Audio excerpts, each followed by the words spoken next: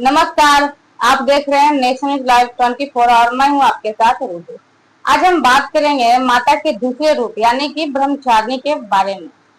हम जानेंगे कि इस माता का पूजा कैसे की जाती है, क्या विधि है और क्या विशेष पूजा की जाती है।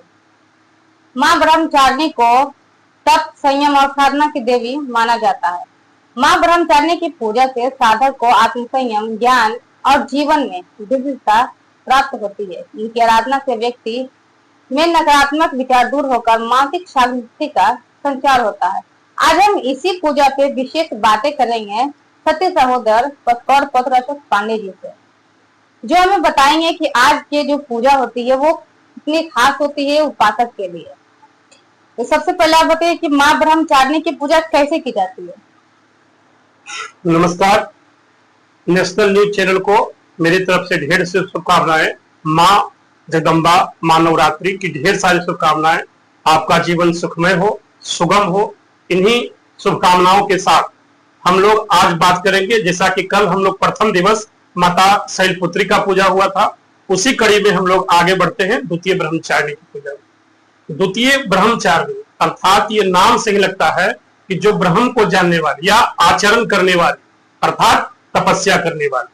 जैसा कि हमको मालूम है कि माँ ब्रह्मचारिणी ने भगवान शंकर को पति के रूप में प्राप्त करने के लिए हजारों वर्ष तक घोर आराधना तप तपस्या की थी और बेल खा करके, बेल के पत्ते खा करके, सूखे फल फूल खा करके, जल मतलब हजार घोर तपस्या किया।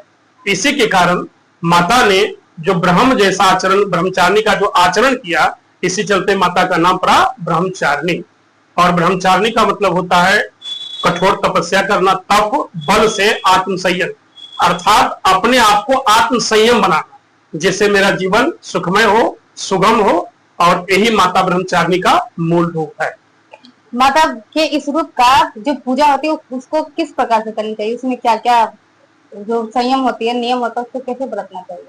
निश्चित रूप से ब्रह्मचारिणी का मतलब हुआ कि आत्म संयम।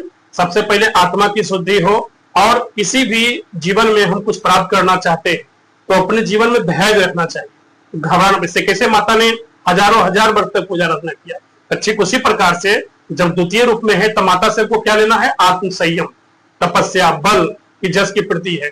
तो माँ को हम विशेष पूजा आराधना के लिए माँ को जैसे प्रत्येक दिन जो हम लोग भोग लगा रहे थे, दीप जला रहे थे, उसके साथ साथ माता को आत्म संयमित हो करके माता के रूप को प्रणाम करें।